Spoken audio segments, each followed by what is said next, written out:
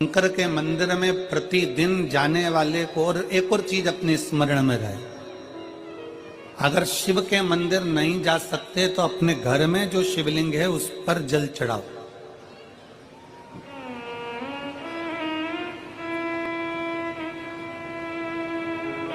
और यदि आप अपने शंकर के घर में शिवलिंग पर भी जल नहीं चढ़ा पा रहे हो तो किसी बेलपत्री का वृक्ष हो, उस वृक्ष के नीचे भी जल चढ़ाओ।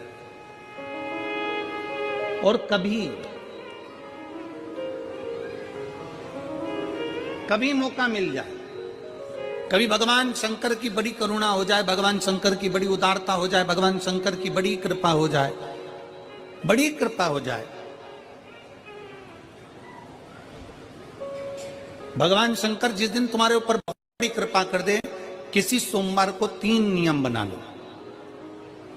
जिस दिन मेरा भोले बाबा तुम पर कृपा कर दे उस दिन सोमवार का एक नियम बना कि महीने का एक सोमवार मुझे ऐसा करना है, 3 नियम धारण करना है महीने के सोमवार को। पहला, सुबेरे जाकर शंकर भगवान को 1 लोटा जल चढ़ाना है। दूसरा, दोपहर के समय पर जाकर मुझे बेलपत्री के वृक्ष के नीचे एक चावल का दाना रखकर बेलपत्री की 7, 11, 21, 108, 51 जितनी परिक्रमा आप लगा सकते हो वो लगाना है। और तीसरा, बेलपत्री के वृक्ष के नीचे और शंकर के मंदिर के दरवाजे पर मुझे एक घी का दीपक लगाना है। बस ये 3 नियम जिसने महीने में एक बार ले लिया, समझ लो उसको पीछे हटने की जरूरत ही नहीं, वो आगे ही बढ़े।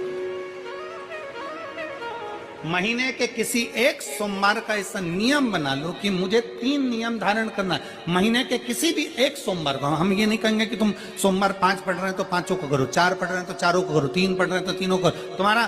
तुम तो महीने का एक सोमवार का नियम बना। और मेरी जीजियों से, मेरी बेटियों से जो विदेश में रह रही हैं, जो कहीं बाहर रह रही हैं, कहीं बड़े शहर में रह रही हैं, जो रोज मंदिर नहीं जा सकते, हर किसी महीने के एक सोमवार को भी ये नियम निर्धारण कर सकते, तो उनसे कहेंगे कि 3 महीने में एक सोमवार का नियम बना लो। 3 महीने में नहीं बना सकते तो 6 महीने में एक सोमवार का नियम बना लो। और 6 महीने में नहीं बना सकते तो 1 साल में एक सोमवार का ऐसा नियम बना लो कि मैं साल का एक सोमवार ऐसा रहूंगी कि सुबह सोमवार के दिन मंदिर में जाकर जल चढ़ाऊंगी, दोपहर में जाकर बाबा को एक अक्षत का दाना रखकर, अक्षत का मतलब है कि बाबा मेरी दिनों दिन उन्नति करना। बेलपत्री के वृक्ष के नीचे जो अक्षत रखा जाता है वो उन्नति के लिए रखा जाता है। शंकर के शिवलिंग पर जो अक्षत रखा जाता है वो रोग मुक्ति के लिए रखा जाता है। अशोक सुंदरी पर जो अक्षत रखा जाता है वो संतान प्राप्ति के लिए रखा जाता है। षडानंद कार्तिकेय की ओर जो अक्षत रखा जाता है वह हमारे बच्चों की सुख समृद्धि के लिए रखा जाता है। विनायक की ओर,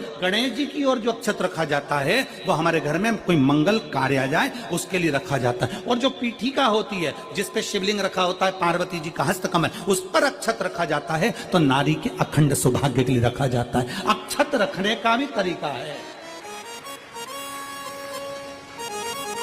एक चावल का दाना कहाँ रखा जाता है, क्यों रखा जाता है, कैसे रखा। अब कई लोग कहते हैं गुरुजी ये शिव महापुराण में आप ये नियम बताते हो, तरीका बताते हो। हम तो उनसे कहेंगे डॉक्टर के पास जाओगे तो डॉक्टर भी गोली लिखकर ये नहीं कह देगा कि ये सारी गोली एक साथ खा जा। डॉक्टर भी कहेगा ये गोली सुबह खाना है, ये गोली शाम को खाना है, ये गोली दोपहर में खाना, ये गोली भूखे रहकर खाना। बोलो सही है कि गलत है? ये रात्रि को खाना खाने के बाद खा लेना, ये खाना खाने के पहले, ये नाश्ते के पहले। और सुनो, ये दवाई, ये वाली पीछे वाली जो दवाई लो ना इसको दूध से लेना, ये वाली जो दवाई लो ना इसको पानी से लेना। और सुनो, ये डब्बी है इसको पानी में मिलाकर फिर पीना। दवाई लेने का भी तरीका है, उसी तरह शिव महापुराण में एक एक अक्षत का भी तरीका है और एक एक बेलपत्री का भी तरीका है। अब मान लो कई लोग कहते हैं गुरुजी आप ये तरीका बताते हो शिव पुराण के माध्यम से, कई लोगों के मन में संशय जागता है, तो अगर हम एक साथ चावल चढ़ा दे तो उसका क्या तरीका है? तो हमारा निवेदन है डॉक्टर जो दवाई ले एक ही बार में निपटा जाए, एक ही बार में खा ले। दवाई एक बार में पूरी खा गए असर नहीं करेगी, इसमें डॉक्टर का कोई दोष नहीं है। उसने तो बताया था ऐसे लेना, ऐसे लेना। और तुमने मैं डॉक्टर साहब ने पूछा दवाई पूरी ली, शाम की दवाई भूल गई थी, सवेरे की दवाई भूल गई थी, ये दवाई भूल गई थी। डॉक्टर कहेगा हमने तो नियम बताया था, तुमने नहीं खाई तो असर कहां से करेगी? तुम असर कब करती है? जब हम पूजन के तरीके को जान जाएं, जब हम अर्चना के तरीके को जाएं। आप साल भर का एक सोमवार निकाल लो, 6 महीने का एक सोमवार निकाल लो, 3 महीने का एक सोमवार निकाल लो, महीने का एक सोमवार निकाल लो, अपने से दिल में बन जाए तो एक सोमवार ऐसा निकालो जिसके 3 नियम धारण हो। पहला, उसी सोमवार जिसको कर रहे हो उस दिन सुबह जल चढ़ाना। दूसरे, दोपहर के समय पर जाकर बेलपत्री के वृक्ष के नीचे एक चावल का दाना रखना। और परिक्रमा बेलपत्र की जितनी तुमसे बन जाए, जितनी तुम्हारे शरीर की कैपेसिटी हो, जितना तुम्हारा शरीर चलते बन जाए। हम तो ये भी नहीं कहते कि तुम भूखे रहकर भगवान का भजन करो, हम कभी नहीं कहते। हम तो यहां तक कहते हैं, हमारे पुष्टि मार्ग में यहां तक कहा गया कि वल्लभ कुल की एकादशी करो, भले बकरी जैसे चरो पर एकादशी करो।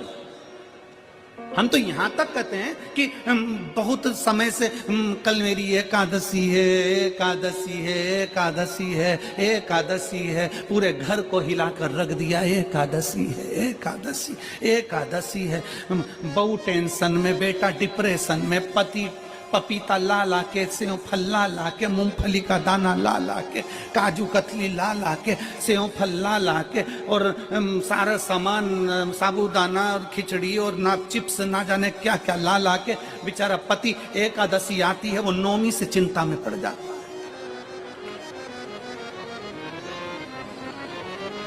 हम तो ये भी नहीं कहते कि तुम व्रत बहुत भारी करो, तुम व्रत उपास भी बहुत बहुत टेंशन वाला करो, ना ना ना।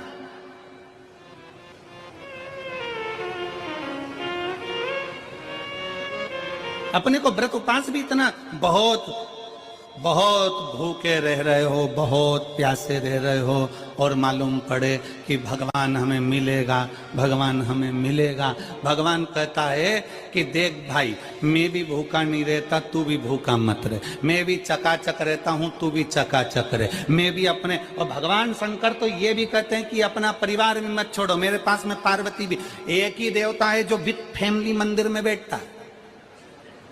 शंकर जी हैं तो पार्वती जी है, तो गणेश जी हैं, तो कार्तिकेय जी हैं, तो नंदी है, सब मंदिर के अंदर चाहिए। शंकर भगवान अपने पूरे परिवार के साथ। शंकर जी तो ये कहते हैं अकेले तुम क्यों रहते हो,